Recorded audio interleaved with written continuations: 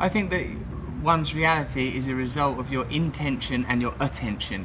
It's through spiritual practice that I've recognised that my own impermanence, my own irrelevance, the fact that I'm just a person shuffling through life, I ain't really no different now from when I was a little kid. And all I want really is that I don't want that feeling in my stomach that people are being treated badly. I don't want a feeling that people are being exploited. People need to live spiritual lives, all of us. I'm a person, and it's good to have access to the infinite consciousness that is available to all people, but through the five senses is delineated, keeping us trapped on a material plane. We think reality is what we can apportion through the limited instruments of the senses, but reality is of course far beyond that. Spiritual data, we don't have the correct instruments to receive it, and we live primarily in the realm of the senses.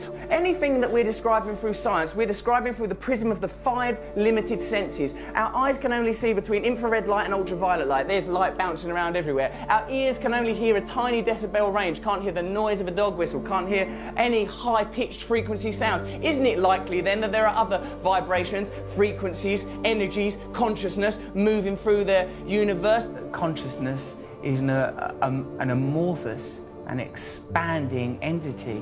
I think that we allow our consciousness to be prohibited by our senses, prescribed by our senses, living in the realm of these five apertures into our reality.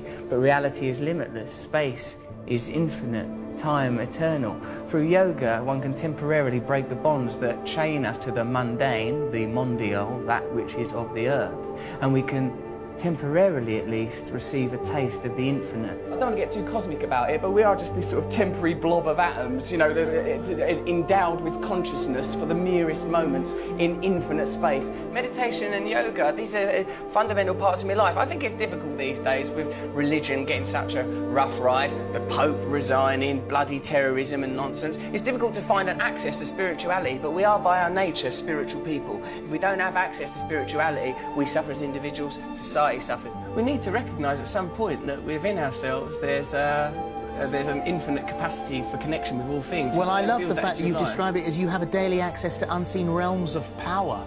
Daily access to unseen realms of power. Not just me, everyone has that. For me, what I've discovered is that transcendental meditation is useful to me, not because of a unique set of circumstances, not because of my formerly secret brilliance, no, but because I am a human being. And it is applicable to all human beings. And what's really good about that is literally everyone in this room is one. What I say is that we're basically all right human beings. Whenever there's a disaster or an accident, people's impulse is to help one another. So I'm thinking anyone that galvanises people, brings people together and points us to the better aspects of our nature and help us to overcome our basic things like fear and desire, I think these people are worthy heroes, rather than the heroes that are nominated today, heroes that are low vibrational frequency that make us concentrate on daft stuff. So like they want you to be talking about Justin Bieber, they want you to be talking about twerking. They don't want you talking about fracking, they want you talking about twerking. They want to get on with their job. Shut your fucking mouths and watch this shit, you fucking morons. And I know, because I've been part of the charade. But, you know, I'm awake now. Look beyond the superficial. That's the problem with current affairs. You forget about what's important. You allow the agenda to be decided by superficial information. What am I saying? What am I talking about? Don't think about what I'm wearing. These things are redundant. I'm superficial. And I don't think that we should be continuing to propagate the idea that famous people are magical and special, because it makes people feel that their lives ain't no good. And I don't think we should be living in that kind of fearful paradigm. It's that. I'm like a vegetarian. I believe we're all equal. I ain't got the right to kill. I don't kill, like, say a fly comes in my house, I tolerate that little arsehole. Because I feel like he's a fly, he's just on his journey here through life. When I'm meditating or praying, I say the infinite creative force that brings into being all phenomena and guides all life, I say, can you move through me? And things that actually work, you sort of treat them, you sort of shirk them off as if, like, you know, as if you owe them money, and you don't, well, no, I've got to avoid yoga and meditation. They've been portrayed quite brilliantly by the mainstream as sort of somehow luxury, but into luxury, or artificial, or superficial. It's absolutely integral. It's absolutely the most authentic thing, more real than any of us. If people are happy, they're happy. They don't need it. If there's not a problem, there's not a problem. But I think if people have some sort of yearning or dissatisfaction or some itchy irritability, then it might be because they're not looking in the right direction for a solution, and that they should look within, and that within them there is a limitless, infinite capacity for bliss through connection to higher things. You cannot define yourself in reference to other external coordinates. You must define yourself internally with your relationship with a higher entity. Think of yourself as a manifestation of some higher thing, some higher frequency. This is the visible realization. And you know that because you can't see atoms, can you? And you certainly can't see the forces that hold atoms together. There, in the micro quantum world, Richard, lie the answers to everything.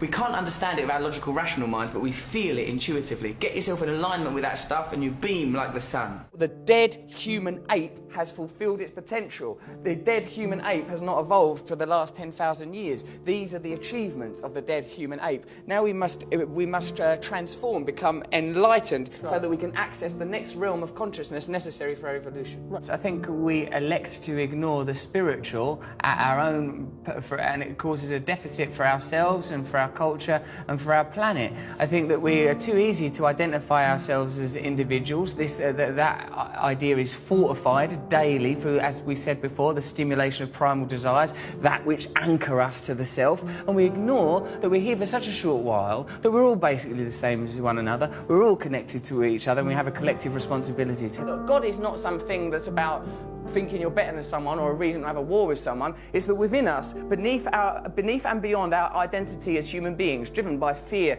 and desire, defined by the realm of the senses and the material self, which is transitory, there is a divine self that is connected to all living things, that is part of an infinite source of creativity. You could probably describe that using quantum physics or science if you want. I choose to believe in God because I think what that is the recognition that there is divine beauty in all of us, and if we prioritise that over our own selfish material needs, then we will naturally create a culture more in harmony with our planet, and we'll have a chance. I think it's one of the great sadnesses of modern life, because of our disenfranchisement and disillusionment with religion, that we don't have access to these ideas. And yoga and meditation for me is a way in the secular world of accessing very, very beautiful principles that will perhaps make us happier at a time when people feel disillusioned with the economy, concerned about the ecology, worried with politicians, don't trust what they're being told on television. We've got to let go of temporary, transient ideas like individualism. The nature of monotheistic faiths, these dead desert religions, is to encode us with the idea that individualism is more important than paganism, ideologies that integrally relate us to the earth, so that we know that we are integrally,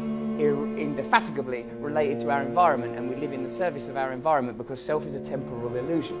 I suppose the ultimate truth is oneness, that this is a temporary illusion, that we are temporarily occupy these flesh puppets. We believe so much in our identities, we believe in our individualism, and I talk as a very sort of egotistical man. Look at my hair, look at these bracelets, look at these ridiculous boots. I'm a person who believes in the nature of my own individualism and my own identity, but on a deeper level I recognise that all these things are transient, and what's important and what's defining are the things that we all share: love, unity, togetherness. As long as we have cultural narratives that eschew these ideas, that suppress these ideas in favour of negative human traits, greed, selfishness, lust, as long as these ideas are promoted, we will exist in opposition to one another, and will be exploitable by corporations that prey upon these negative facets of humanity. The line between good and evil runs not between cultures, religions or creeds, but through every human heart. So I recognise in myself the capacity for selfishness, for lustfulness, for egotism, and because I recognise these qualities in myself, I would prefer a culture that didn't celebrate, exacerbate, stimulate the most negative aspects of our species, inculcate them, reward them financially, till we get to a kind of a cultural hysteria where we're destroying the planet. The reality is there is one planet, there is a certain amount of people on the planet, there are a certain amount of resources on the planet. None of them things are going to last forever, so we need systems in place that acknowledge the reality, not systems that benefit elites, but systems that acknowledge the reality. People need to have access to the resources. Can't lie to people so that people in power can continue to augment and grow their own power and satisfaction while normal people are exploited. We need systems that get the resources to the people while respecting the planet. Any system that's detrimental to the planet or detrimental to the people because it helps one or two bods, fuck it off. We're allowed to do that, you know. We are creatures on a planet. We are mammals. Look at the faces of the people that we're being asked to vote for as leaders. Look at them. Look at them, feel it in your hearts. That ain't who's meant to be leading us. Happiness cannot forever be sustained like some glistening bauble. It's a transitory thing, like a butterfly alighting on Snow White's finger in that bit of Snow White. So, like, you know, I'm happy mostly. I'm happy mostly when I'm being nice to other people. Then I'm happy. You know, when they analyse the semantics consistently through mythology and theology of words like love, God, they find that the common theme, John, is union. That we just want to be connected to something higher. That can be another person, that could be God, that could be a relationship with nature, it could even be a relationship with West Ham United. I think the important thing is to have as the central tenet of your being love, compassion and tolerance. Everyone knows that.